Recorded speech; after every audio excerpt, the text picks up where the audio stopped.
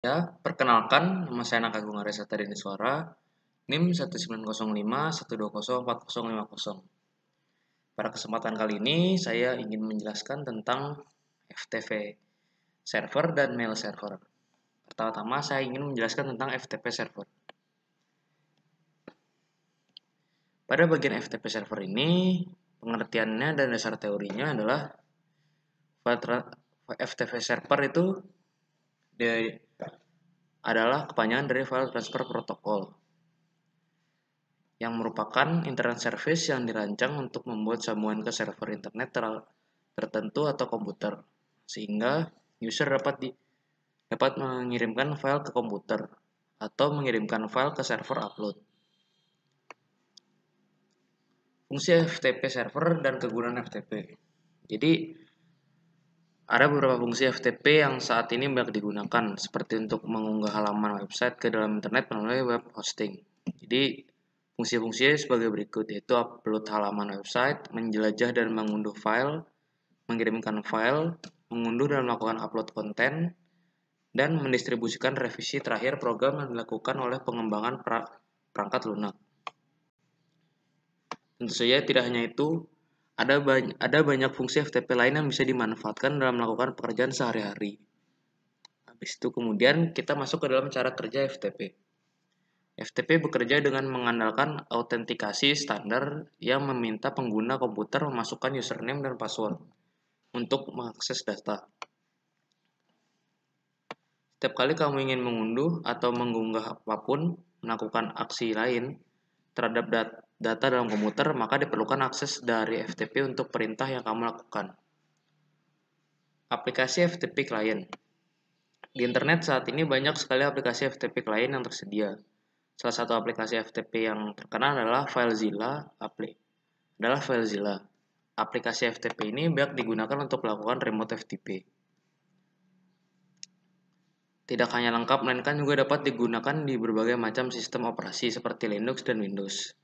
Berikut ini adalah 3 contoh FTP dengan klien yang tersedia di internet, yaitu FileZilla FTP Client, merupakan FTP client yang banyak digunakan untuk melakukan koneksi remote FTP dengan fitur yang lengkap. Kedua adalah WinSCP. Meskipun tidak sepopuler FileZilla, WinSCP merupakan aplikasi yang juga cukup populer, aplikasi untuk pengguna Windows. Kemudian yang terakhir adalah GFTP. Apa itu GFTP? Merupakan aplikasi FTP client yang hanya tersedia di sistem operasi Linux. Aplikasi ini adalah proyek sumber terbuka, jadi boleh dikembangkan dan dipakai oleh siapa saja. Selain 3 aplikasi di atas, masih banyak beberapa aplikasi FTP client yang saat ini tersedia. Contohnya adalah perintah dasar FTP. Maaf. Sekarang masuk ke dalam perintah dasar FTP. Perintah dasar FTP yaitu yang pertama adalah koneksi ke FTP server dari PC client. FTP alamat FF yang bertuliskan FTP, alamat FTP server. Kedua adalah melihat direktori server yang bertuliskan DIR. Ketiga, mengupload file dari PC ke client server yang bertuliskan put dalam kurung nama file. Keempat, mendownload file dari server ke PC client dengan nama get nama file. Dan yang terakhir adalah keluar dari koneksi FTP yaitu quit. Sekarang kita masuk ke dalam percobaan, skenario 1. Dalam percobaan ini, kita mensimulasikan file server yang dapat diakses oleh PC client. Skema jaringan yang digunakan adalah gabungan dari simulasi kita pelajari sebelumnya, yaitu subnetting, routing dynamic IP, dan jaringan di CHP. Jadi yang sebelumnya digunakan. Langkah percobaan adalah, pertama, buatlah skema jaringan seperti gambar di atas. Pastikan jaringan dapat berfungsi dengan baik, terutama jaringan PC1, PC4, dan laptop dan smartphone. Berarti sama kayak kemarin, nyalakan service FTP di komputer FTP server, kemudian buat user sama dengan coba, password sama dengan coba. Dengan akses full seperti tampilan berikut. Baik, pada PC1 kita buat sebuah file dengan nama pesan pc1.txt dengan isi seperti gambar berikut. Kemudian keempat, kita cek bahwa file tersebut sudah tersimpan di PC1 dengan menjalankan perintah dir pada komen prompt. 5. Buat koneksi ke FTP server 434343.2 dan masukkan username dan password yang telah kita buat sebelumnya. Lalu upload file pesan pc.txt ke server penggunaan perintah put pesan pc1.txt seperti berikut. Oke. 6. Pada laptop kita buat koneksi seperti langkah pada poin 5.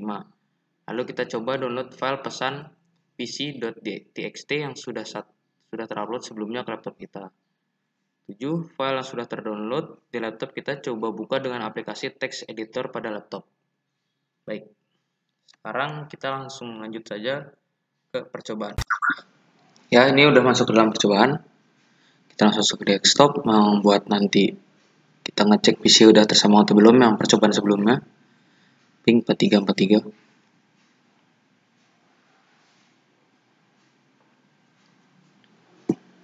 Iya, kita bisa lihat di sini. Tunggu sebentar. Reply semuanya. Ya, ini sudah masuk artinya. Close. Nah, sekarang coba yang PC 4. Kita pingin PC 4. Ping 343. Kita tunggu. Ya, sudah bisa kebuka. Sekarang close. Sekarang bagian laptop kita ping 4343. Tunggu. Ya, sudah bisa. Ini sudah terkoneksi. Sekarang bagian smartphone.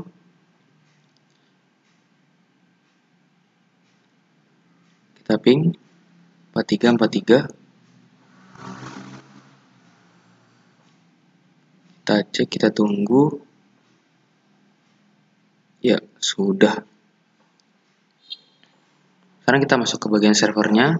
Karena yang tadi itu kita suruh di bagian FTP-nya. Nah, di sini kita ganti username-nya.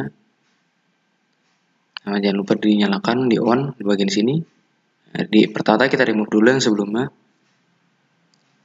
Nah, bagian ini save. Karena yang tadi bilang username coba, password coba. Kita close karena udah. Sekarang kita masuk ke PC 1.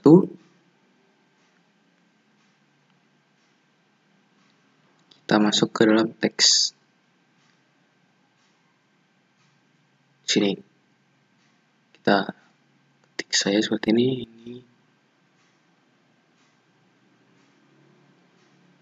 Isi pesan dari PC 1.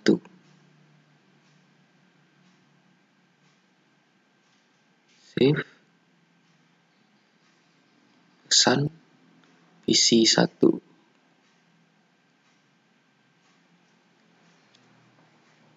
Sudah di save. Sini kita masuk di bagian run. Sini kita lihat. Ya, udah ada.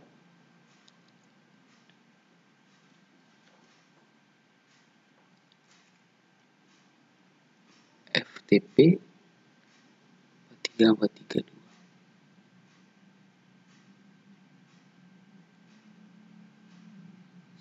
Ini kita masuk ke bagian server tadi.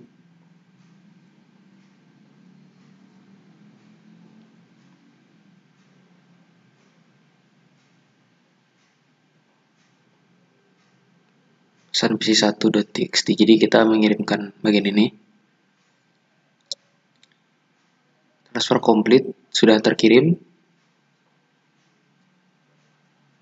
Artinya ini sudah terkirim melalui FTP. Artinya dia sudah masuk server. Nah, kita lihat di sini. Nah, sudah masuk ke dalam server FTP-nya. Kita coba di bagian laptop ini. FTP 4343.2. Kita masukkan sama username. Coba. Dan passwordnya juga coba.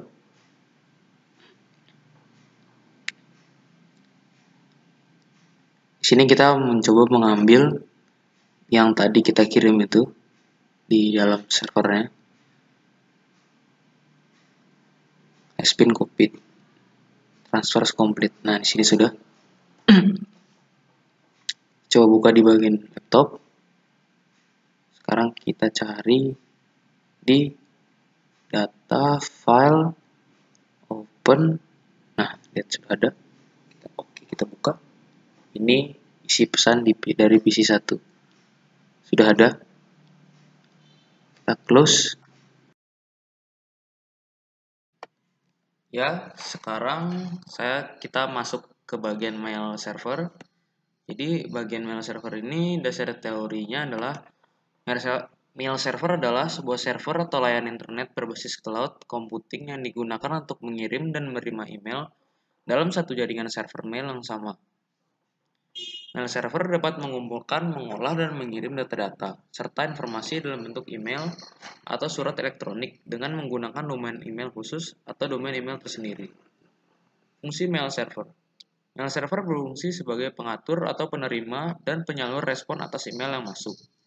Web mail server. Web mail server adalah sarana yang memungkinkan user dapat mengakses email melalui web. Dalam kata lain, web mail server adalah interference, dengan kata lain sebuah email yang berada di dalam web, sehingga jika membuka email tersebut kita harus membuka web terlebih dahulu dengan koneksi internet, dan ini berbasis web.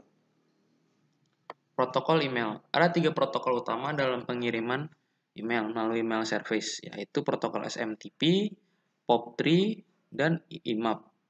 SMTP lebih banyak digunakan untuk menampung data serta mengirimkan email ke alamat email lain yang ingin dituju. Apa itu SMTP? Simple Mail Transfer Protocol atau SMTP adalah suatu protokol yang berkomunikasi dengan server guna mengirimkan email dan lokasi email ke server sebelum akhirnya dikirimkan ke server email penerima.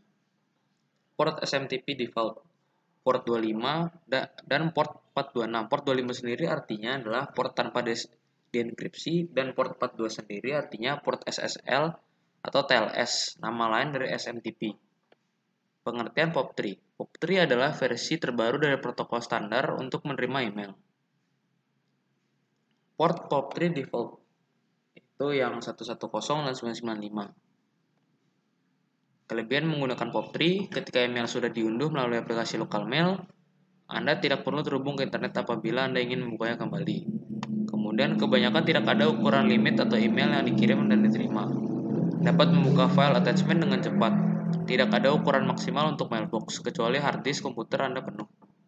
Kekurangan menggunakan POP3 adalah jika JavaScript pada email reader diaktifkan, email phishing dengan embed JavaScript dapat terbaca di email.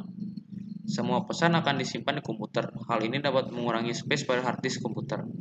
Semua file attachment diunduh dan disimpan dalam komputer. Karenanya, potensi komputer terinfeksi virus dan email lebih besar. Folder email terkadang hilang. Jika ini yang terjadi, upaya restore cukup sulit dilakukan. Pengertian IMAP. IMAP sendiri kepanjangan dari Internet Message Access Point.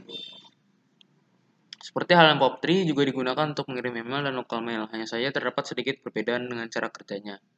IMAP adalah merupakan protokol komunikasi dua arah sebagai perubahan yang dibuat pada local mail yang dikirimkan ke server. Pada dasarnya, isi email tetap berada di server. Protokol IMAP lebih direkomendasikan oleh penyedia email seperti Gmail dibandingkan menggunakan POP3. Dalam IMAP, email disimpan di server. Ketika Anda akan mengecek email, lokal mail akan menghubungi server untuk menampilkan pesan email, sehingga untuk file pesan email tetap berada di server dan tidak di-download ke email lokal. Port IMAP default, yaitu port 143 dan 993. Kelebihan menggunakan IMAP adalah Anda dapat mengakses email dan dari mana saja melalui perangkat berbeda. Email dapat diakses melalui web browser tanpa aplikasi email. Anda hanya mengunduh pesan yang ingin dibuka, sehingga tidak perlu menunggu semua pesan diunduh. Attachment tidak secara otomatis diunduh oleh IMAP, sehingga email dapat diakses lebih cepat. Kekurangan menggunakan IMAP adalah ada beberapa layanan hosting yang tidak mendukung IMAP. Email disimpan pada server sehingga mengurangi disk space hosting. Ketiga adalah email dengan IMAP hanya dapat diakses ketika terkoneksi internet. Komponen mail server, yaitu MUA, yang memiliki beberapa program utama terkait dengan proses membaca dan membuat email. Kemudian MTA adalah salah satu komponen mail server yang bertugas untuk mengurus bagian program pengiriman email. Dan MDA yang merupakan bagian program dari email server yang bertugas sebagai agen pengirim pesan email. Cara kerja web server. Mail server memiliki dua server yang berbeda fungsinya, yaitu server yang berfungsi sebagai outgoing server, serta kedua adalah incoming server. Jadi, dapat kita lihat seperti berikut. Berikut adalah urutan pengirimannya. Kita lanjut, jenis-jenis mail server yaitu adalah sendmail, postfix, dan Gmail. Contoh mail server, komponen mail transfer agent MTA, komponen mail delivery agent MDA, komponen mail user agent MUA. Sekarang adalah percobaan. Masuk ke dalam skenario. Skenario 1 sebagai berikut, kita bikin sama dengan yang tadi. Langkah percobaannya, kita pastikan dulu PC1, PC4, laptop dan smartphone dengan DNS server ini.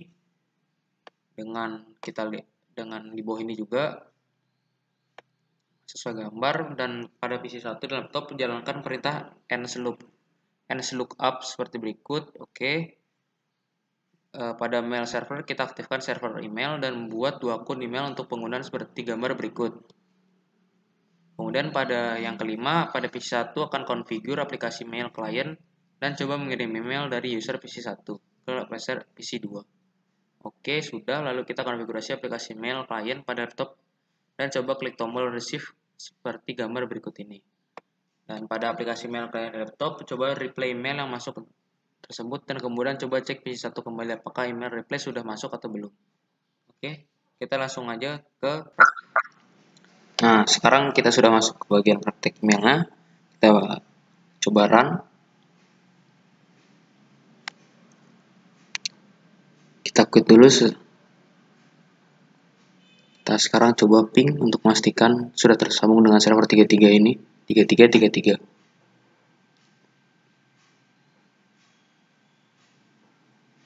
Kita tunggu. Sudah terhubung dari PC1. Sekarang kita juga jangan lupa untuk yang 4343-nya.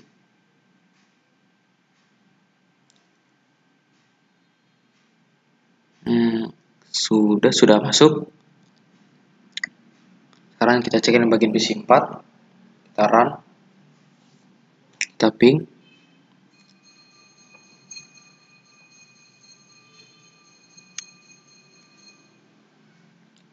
Ping 4343 juga.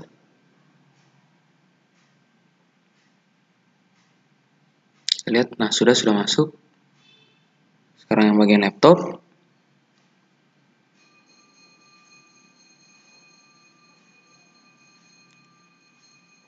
Pertama kita quit dulu. Kemudian baru kita ping. Karena yang tadi kita pakai kan PC1 sama laptop. Sudah masuk. Ping 4343.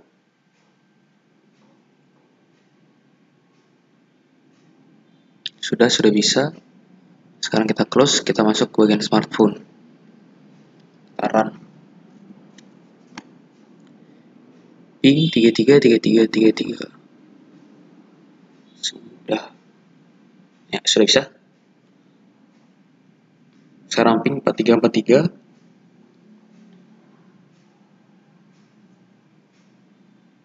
Ya, sekarang yang ini juga sudah bisa. Berarti semuanya sudah bisa.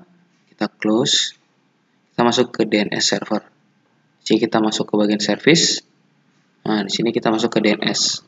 Di sini tuh kita masuk ke mailku.com. Kita save bagian ini, yang itu karena itu webnya.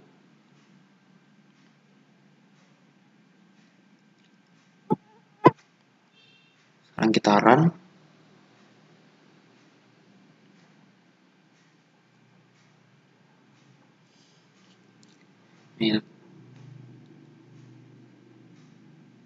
Lookup mailku.com.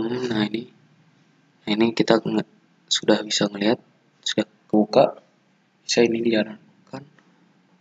Di bagian laptop juga lookup.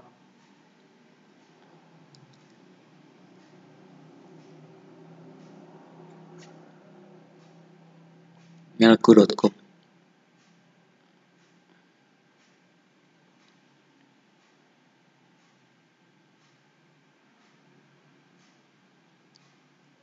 Kita share bagian servisnya. Kita masuk ke bagian email. Di sini domain name-nya. Kita masukkan mailku.com.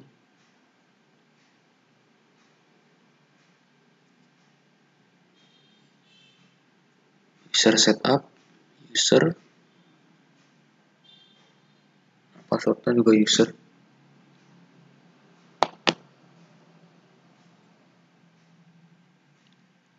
Itu plus itu buat nambah username, user 2, passwordnya juga user 2. Sudah ada 2.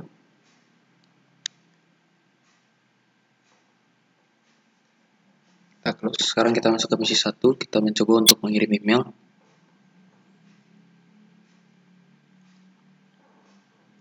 Email.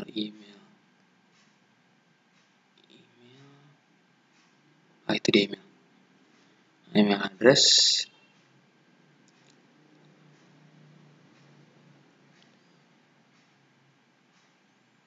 User 1. Email address. User 1. Ya, sama kayak tadi. Emailku.com.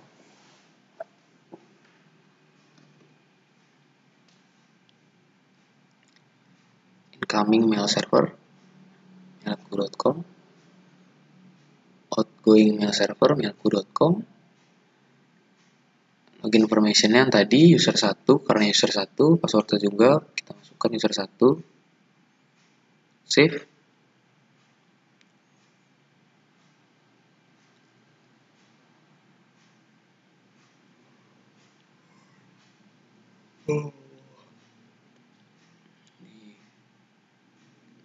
Di sini browser kita X dulu. Kita keluar, sekarang kita masuk ke bagian laptop. Di sini kita your name. Yang tadi kan kita sudah lihat dia sudah terkirim bagian sini user 2 juga. User 2 ada user 2@mailku.com. Kami mail server mailku.com. mailku.com. Username-nya user 2, passwordnya juga user 2. Save. Sudah login ke akun 2. Sekarang kita mau mencoba untuk mengirim mail to user 2@mail.com. Subjeknya tes. Ini pesan dari misi 1. Send.